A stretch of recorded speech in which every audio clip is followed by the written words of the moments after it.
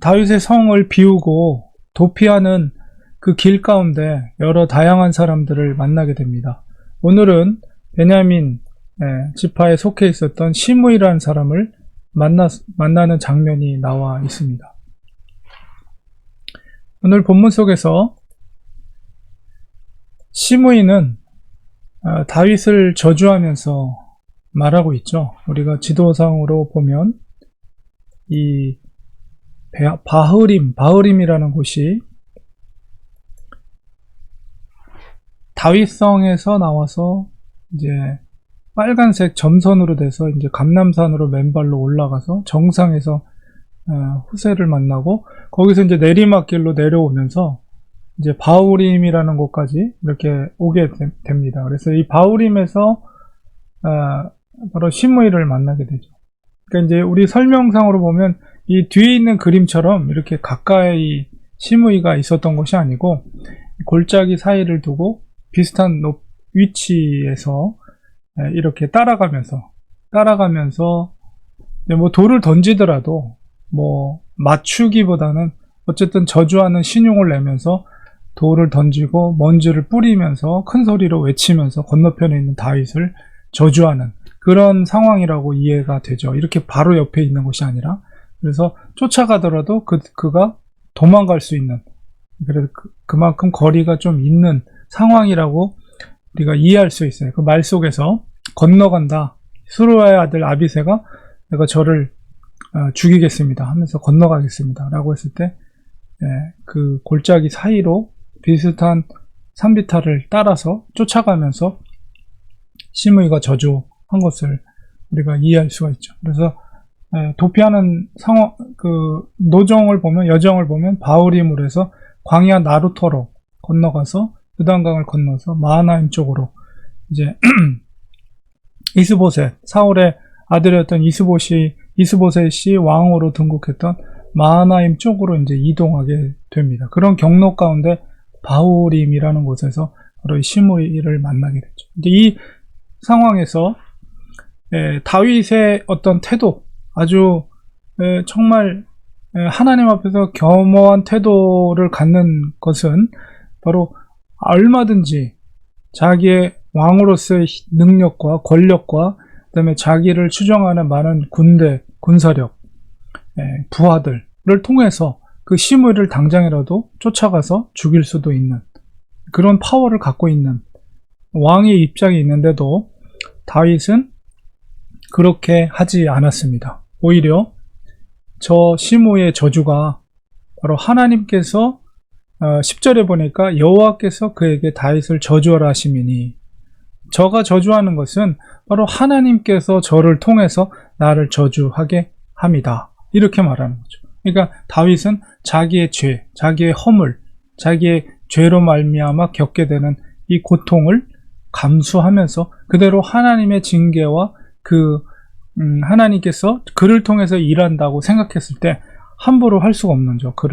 그래서 그 고스란히 그 저주를 그냥 받고, 특별히 시므이가 너는 피를 흘린 자다, 사악한 자다 이렇게 말했을 때는 이 시므이는 자기의 그 혈통 가문 속에 있었던 사울왕이라든가 요나단이라든가 아브넬이라든가 여러 모든 사람들, 이스보셋도 역시 마찬가지죠.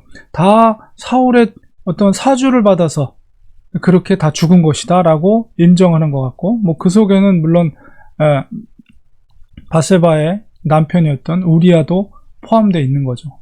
그러니까 그 모든 것을 싸잡아서 너가 피를 흘린 자다 하면서 그를 저주하고 있습니다.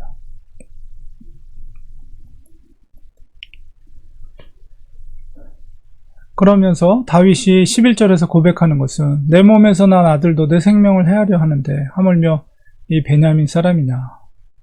그것은 여호와께서 그에게 명령하신 것이니 그가 저주하게 버렸더라. 그 얘기는 뭐예요?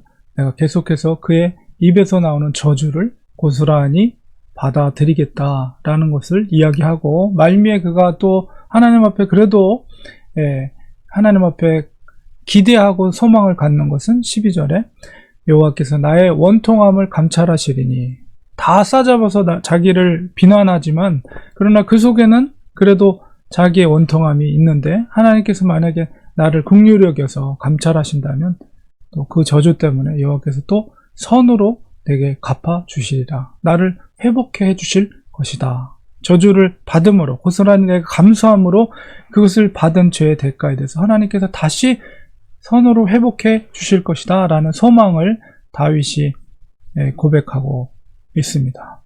그래서 이제 같은 골짜기에서 그 산비탈을 따라가면서 계속 저주하고 그를 향해 돌을 던지고 먼지를 날리는 그 모습을 보면서, 그 소리를 들으면서 계속 광야 나루터로 이동하고 있는 모습을 보게 됩니다.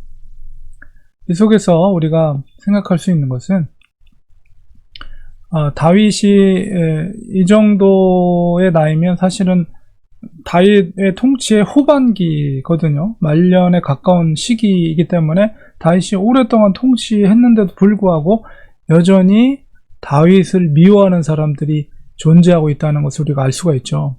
저렇게 시므이가 저주하면서 그렇게 쫓아가면서 아직도 왕의 권력이 있는 사람한테 그렇게 한다는 것은 그 중심 속에 얼마나 다윗을 싫어하고 증오하는 마음이 있었는가를 우리가 짐작할 수가 있어요.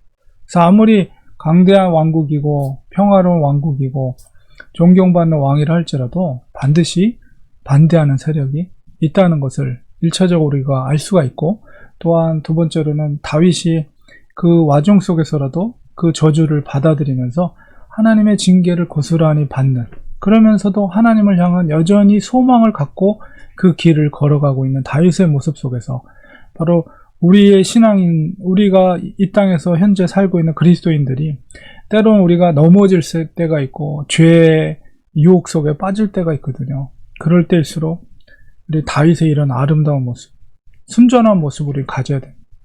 항상 하나님 앞에 겸손하게 우리의 죄를 자복하고 토해내고, 또한 그로 인해서 받게 될 어떤 하나님의 징계에 대해서 그것을 기쁨으로 오히려 고스란히 받아들이면서, 그러면서도 하나님에 대한 소망을 결코 버리지 않고 주님을 의지하는 그런 믿음의 태도가 바로 다윗의 이런 아름다운 신앙의 모습이라고 볼 수가 있습니다.